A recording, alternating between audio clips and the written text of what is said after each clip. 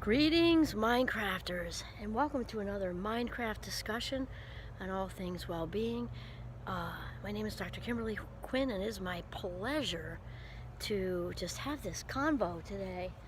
It is a little overcast, and I think beautiful. I don't know, something about the fall when it's overcast, and it's just so contemplative. It's like a George Winston CD or something. If you haven't heard him, he's great. His music sounds like fall to me, which is yeah, I love that music at this time of year. So today I want to talk about grudges as being emotional marionettes.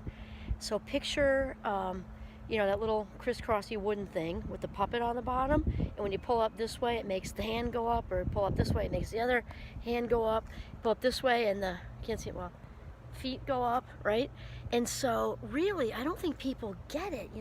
Sometimes we think when we hang on to a grudge that we've got power over somebody or something. I'm not trying to be the let it go police, and we've had a few talks about this, but it's such an illusion, because a grudge is really a resentment. It's just a different word for resentment. And when I think of a grudge, which is a resentment, I think of barbells. And I had this idea to go down to the gym today and do a thing down there with the barbells, just for like a visual, but I would have had to have my mask on, which is like, ugh, no. So just try to picture barbells. I mean, like the freestanding, kind of big heavy ones we need a spotter, and not even like the little hand weights, although those could be little resentments too. And I don't think we get that picture, like a leash, and the grudge is holding the leash, and the leash is on your collar. And so here we are thinking that we've got the power over somebody, or we'll show them, or we feel on some level that we've got it on them, when in reality we're the one with the collar on and they're the one with the leash, and they don't probably even know or care. And so the whole point is that when we need our approval externally, when we are blaming externally and holding something over somebody's head, we're really giving our power away, like on a beautiful silver platter, like, here you go. Another thing with that external thing is when we're doing the blame shame game, there can't be any change on the inside unless we have the control, like until we bring it into the living room. So when we're holding grudges, out there on the outside, there can't be any change while all that's floating around out there in the world, especially as somebody who may not even be alive anymore. I mean, just think about that. And this can be really hard, and I'm not saying it's easy, but hanging on to grudges is just such poison. And also blaming and shame are very intricately connected, really intimately connected.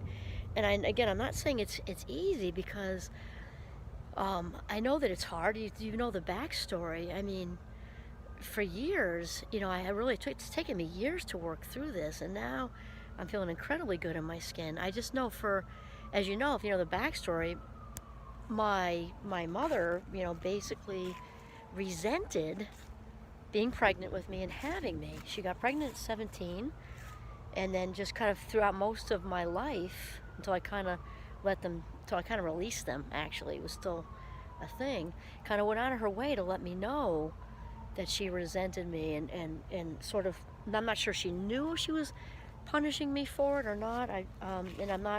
I'm way past the blame thing now. I also don't need to have that toxicity in my life, so that's when you kind of healthfully let go. But it took me a really long time, because it just didn't make sense. Your own mother not wanting you, which she actually said to me on that manic Bronx ride, any of you who've seen my talks. And I just realized, along the way, even when I thought I had moved on, and I did partially move on, I guess, I realized later how it leaked into other areas of my life, like battery acid.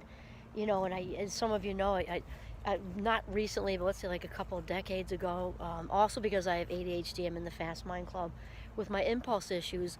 I used to kind of have some impulsive spending, which is part executive functioning.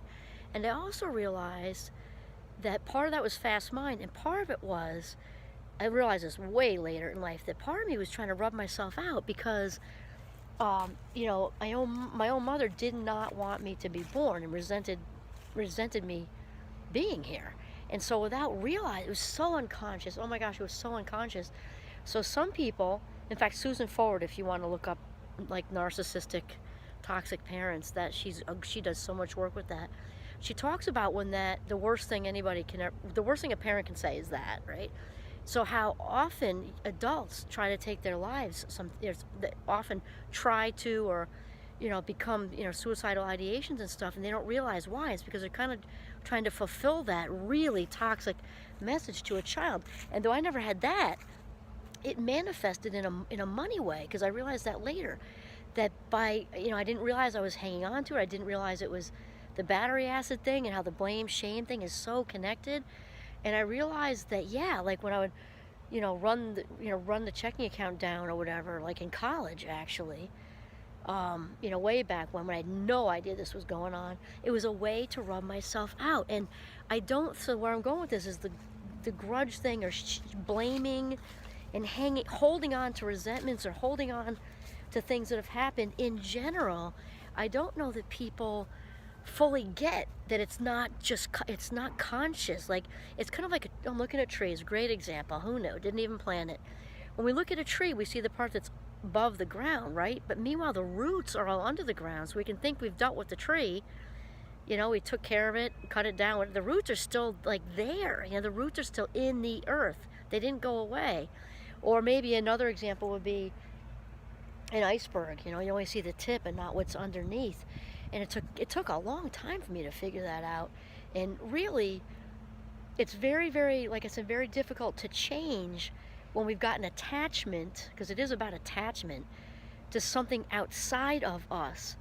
And being attached to that story, maybe being attached to the story of the manic ride to the Bronx, and how she said I should have been an abortion, and to make it a little worse, because I say am, because my grandparents are somewhere heavenly.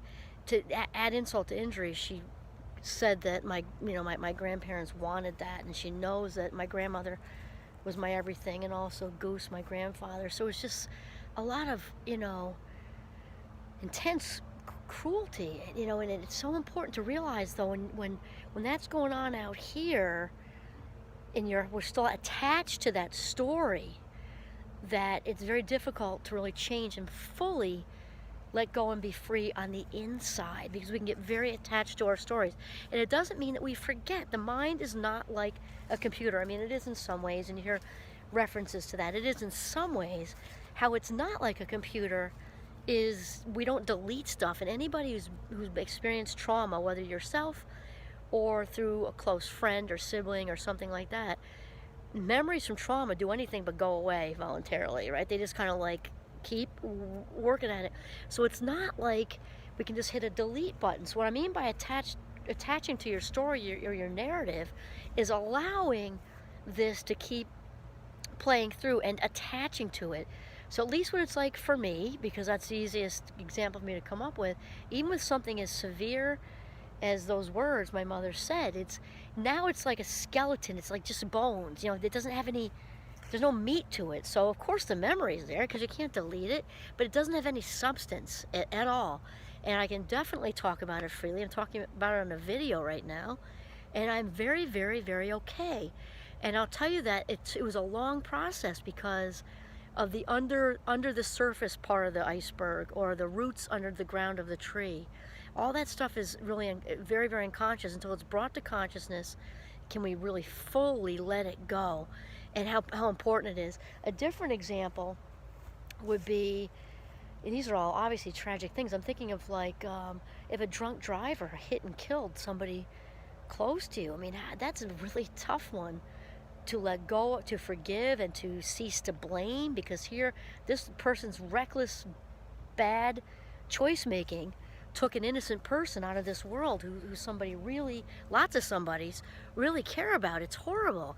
And obviously there has to be lots and lots of work done, and healing, and if praying's your thing, praying, and just lots of really good stuff done, and still eventually that at some point that blame is just gonna continue to cause huge damage on the inside. And so earlier when we were talking, about let it go and let go of a grievance. There's obviously like spectrum, right? Little things like somebody said a lie about you in third grade, probably time to let that go.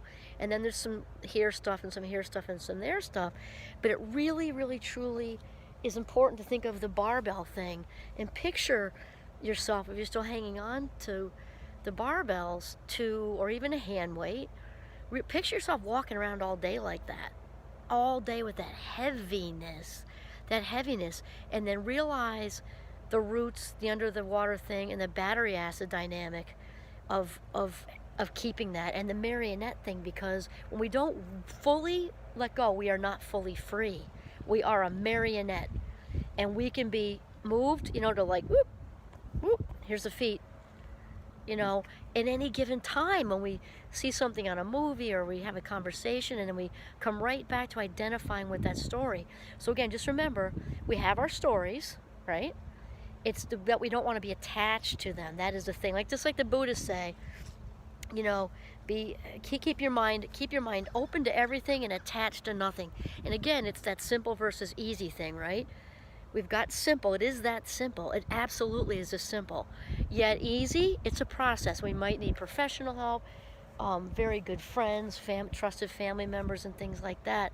But truthfully, let go of the leash on you is the best thing, to be truly free. And I will tell you, standing here, lightning strike me, well, I don't really want to be struck by lightning. It's got that look. But I'm not wired for lies, and I feel as free gets. There are no hard feelings towards either one of my parents. I've chosen not to have them, excuse me, in my life, and I've released them like helium balloons because it isn't healthy for me to have them in my life. Yet I don't harbor any bad feelings towards them at all, and it's the most freeing, liberating, fantastic thing. And just like Dr. Jake said, we mentioned earlier, hanging on to our past history is absolutely at the expense of our destiny. It takes, even if you look at it like a circle, and a piece of a pizza is spent thinking about whatever that day, which is already over, that's a big, percentage of your life minutes that are wasted. You're not going towards your current partner, little kids, adult kids, grandchildren, whatever. And do you really want to give that to somebody who maybe abused you as a child? Whatever. It's just not worth it. So let go of the grudge. Jump off, let's say the marionette, snip the strings and do your own dance. This is Kimberly Quinn signing off from the beautiful Champlain College campus in northern Vermont. Have a mindful, free day.